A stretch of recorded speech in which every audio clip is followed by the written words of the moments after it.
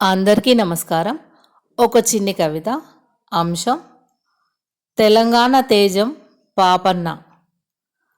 వీరత్వానికి ప్రతిరూపం, ఆత్మగౌరవానికి చిరునామా. జనహృదిలో ఎన్నటికీ చెరగని అక్షరం అతని పేరు.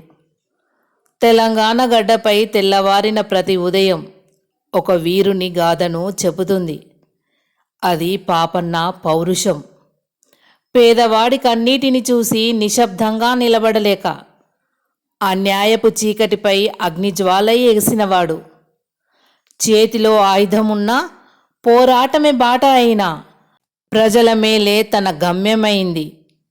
కోటలు కూలినా కాలం మారినా పాపన్న వేసిన అడుగుజాడలు తెలంగాణ నేలపై చెరగవు. స్వేచ్ఛ కోసం సాగిన అడుగు, ఆత్మగౌరవం కోసం ఎగిసిన పిడికిలి, అణగారిన జనానికి అండగా నిలిచిన ఆ ధైర్యం చిరస్మరణీయం. కాలచక్రం తిరిగిన, కోటల ఆనవాళ్లు చెరిగిన తెలంగాణ మట్టి వాసనలో పాపన్న పౌరుషం మిగిలే ఉంటుంది.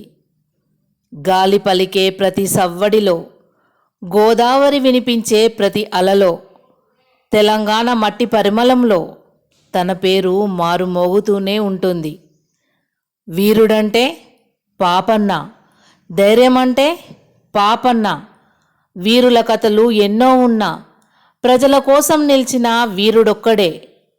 తెలంగాణ గుండెల్లో తెలంగాణ తేజమై చిరకాలం నిలిచే పేరు సర్దార్ సర్వాయి పాపన్న.